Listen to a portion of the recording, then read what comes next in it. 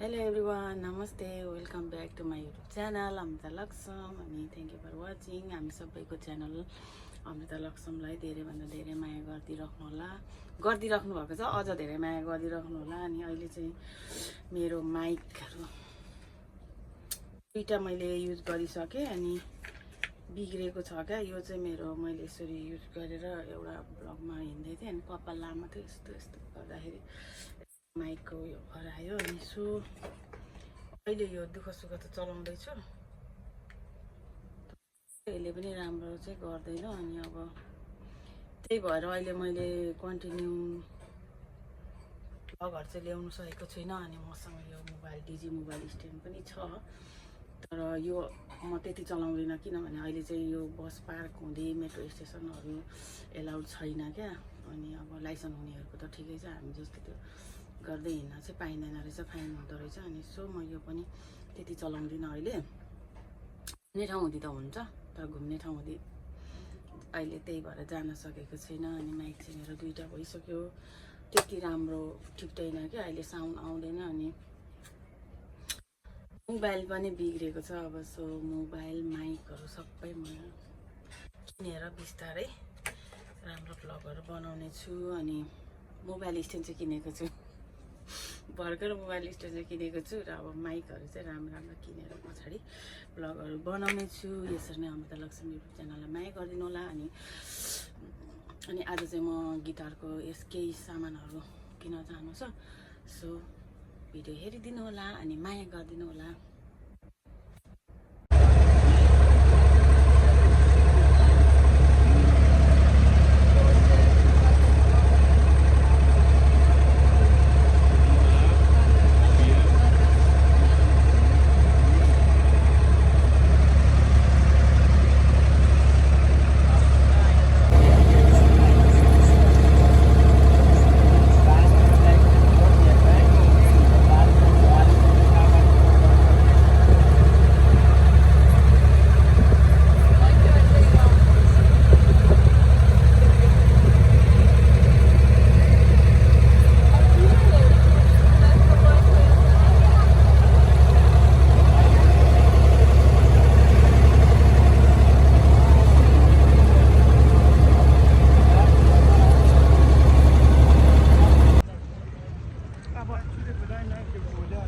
ढुङ्गाबाट चाहिँ ओर्लियो अनि यो गिटारको चाहिँ त्यो ट्युनहरु मिलाउने हल्का भाँचेको छ गिटार।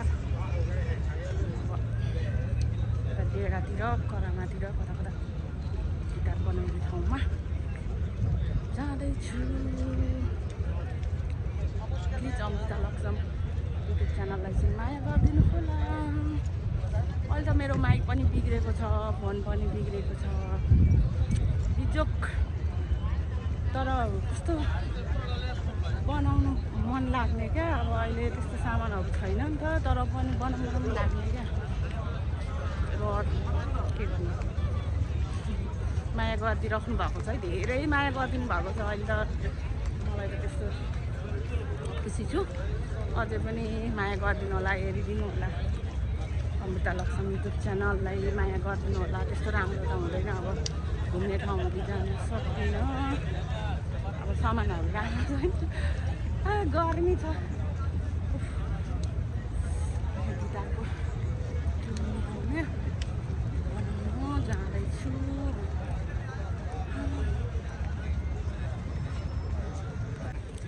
कति गर्मी, कुल्फी पनि बेच्दै रहेछ, कति सस्तो 3 दिरहम सिजन खानेर।